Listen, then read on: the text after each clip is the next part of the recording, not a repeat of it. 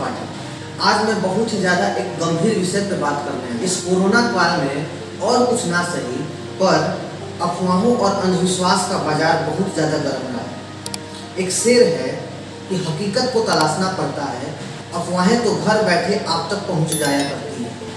और ऐसी ही एक अफवाह वैक्सीन को लेकर सुनने को मिल रही है कि वैक्सीन लेने के बाद लोगों में इनफर्टिलिटी मतलब बांझपन देखने को मिल रही है। ये अंधविश्वास और अफवाह ज़्यादातर हमारे देश में ही देखने को मिलती है।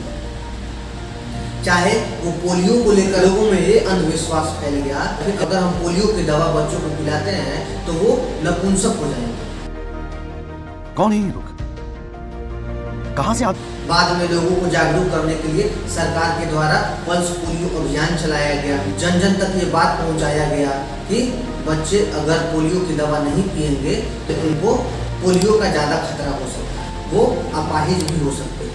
आप खुद देखिए, कोरोना की पहली लहर में हमारे देश के अलग अलग हिस्सों कोरोना माता का पूजा हो रहा था।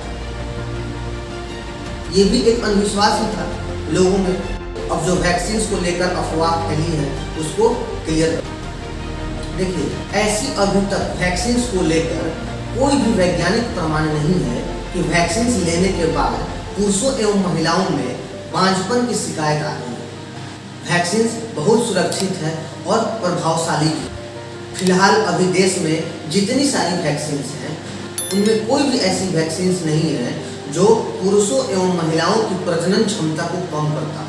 देखिए, जितनी भी वैक्सीन बनती सबसे पहले उसको जानवरों पे परीक्षण किया जाता है, फिर बाद में मनुष्यों पे किया जाता है, ताकि ये आकलन किया जा सके कि इसको लेने के बाद मनुष्यों में कोई साइड इफेक्ट्स तो देखने को नहीं मिलेगा। आप इस तरीके से इसको समझ सकते हैं कि जितनी सारी वैक्सीन बनती हैं उन पे पहले इंटेंस साइंटिफिक रिसर्च होती है। ये रिसर्च होने के बाद तब इसको अप्रूवल दिया जाता है कि हाँ, ये वैक्सीन सही है और ये लोगों को दिया जा सकता है। वैक्सीन को लेकर बहुत सारी अफवाहें अभी तक फैली हैं। जैसे अभी कुछ दिन पहले ही एक बात बहुत ज़्यादा चर्चा में थी कि वैक्सीन लेने के 2 साल के बाद आदमी मर जाएगा। तो ये सारी जितनी अंधविश्वास हैं, चाहे जितनी सारी अफवाहें हैं, आप इसको दरकिनार करें और अपनी ज़िंदगी बचाने के लिए सबसे पहले जाके आप वैक्सीन लें।